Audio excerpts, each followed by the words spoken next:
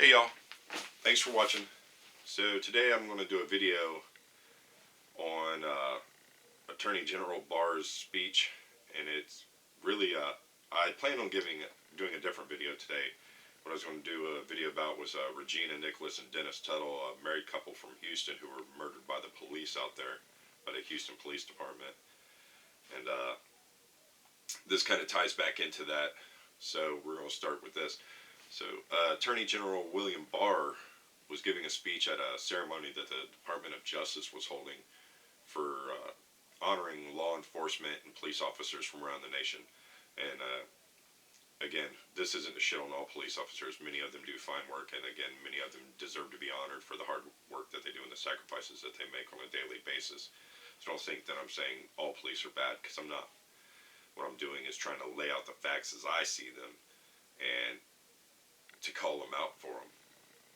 So, Attorney General William Barr in his speech said that, but I think today American people have to focus on something else, which is the sacrifice and the service that is given by our law enforcement officers. And they have to start showing more than they do the respect and support that law enforcement deserves.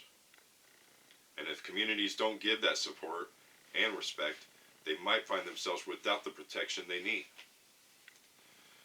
Sounds like a veiled threat. I don't know how he in any way has anything to say about how local police or state police would affect policing. So he's just blowing smoke out of his ass and trying to hype up his base. But that being said, Congresswoman and former Chief of Police Val Demings had a rebuttal to this in a Washington Post op-ed, in which she said, or is quoted as saying, that law enforcement is not a protection racket. It is a sacred charge.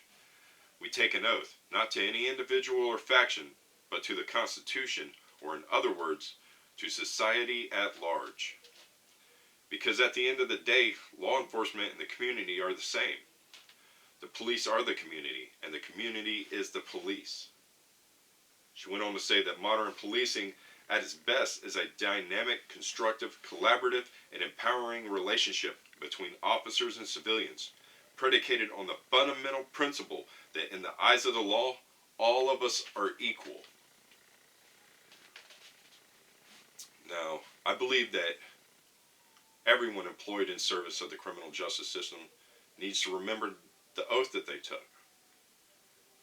And to please remember those words. Predicated on the fundamental principle that in the eyes of the law, all of us are equal. All of us are equal. Not all of us and them. Us. Hear about a 16-year-old boy dying alone, sick, on a concrete floor in a frickin' detention center. Hear about police kicking in people's doors or murdering them in their homes. Innocent people, unarmed. Hear about millionaire pedophiles buying freedom and evading justice. No, sir, Mr. Barr. I think that law enforcement is getting all the respect it has earned as of late. Stop allowing these criminals to go free, to retire, to be granted bail, when a normal person would not be granted bail under the same circumstances. Start enforcing the laws equally. Every depiction I've ever seen of Lady Justice is of her wearing a blindfold because she's supposed to be blind to these things. There's no supposed to be an us and them in the law. Stop allowing officers to evade justice and stand in silent solidarity behind a thin blue wall. It's time we all got on the same page about this, guys. Really, it is. And I'm sure that if Botham Jean or Atiana Jefferson, Regina Nicholas, or Dennis Tuttle were here, they'd probably agree with me.